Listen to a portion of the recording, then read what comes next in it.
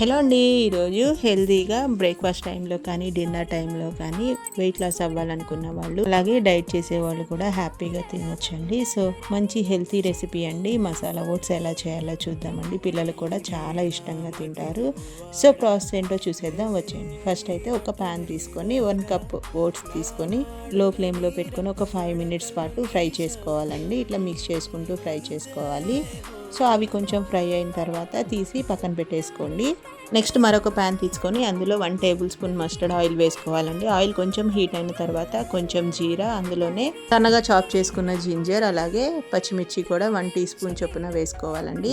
అవి రెండు కొంచెం ఫ్రై అయ్యేంత వరకు మిక్స్ చేసుకోవాలండి. అవి కొంచెం ఫ్రై అయిన తర్వాత 2 టేబుల్ స్పూన్ ఆనియన్ పీసెస్ వేసుకోవాలండి. అందులోనే 2 టేబుల్ స్పూన్ క్యారెట్ ముక్కలు, 1 table spoon capsicum, 2 table spoon peel చేసి సన్నగా చాప్ చేసుకున్న పొటాటో కూడా వేసుకొని వెజీస్ అన్నీ కూడా బాగా మిక్స్ అయ్యి కొంచెం కుక్ అయ్యేంత వరకు బాగా మిక్స్ చేసుకుంటూ ఫ్రై చేసుకోవాలండి.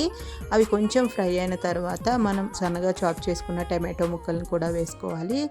అందులోనే రుచికి సరిపడినంత ఉప్పు, కొంచెం పసుపు, కొంచెం కరివేపాకు కూడా వేసుకొని ఒక 5 మినిట్స్ అలా మగ్గనివ్వాలండి. అవి కొంచెం మగ్గిన తర్వాత జీరా, ధనియా వేయించుకొని పొడి చేసుకున్నానండి. ఆ పౌడర్ కూడా వేసుకొని ఒకసారి అలా మిక్స్ చేసి 1 కప్ ఓట్స్కి 4 కప్స్ వాటర్ వేసుకోవాలండి. వాటర్ కూడా మొత్తం మరిగేంత వరకు బాయిల్ చేసుకోవాలండి.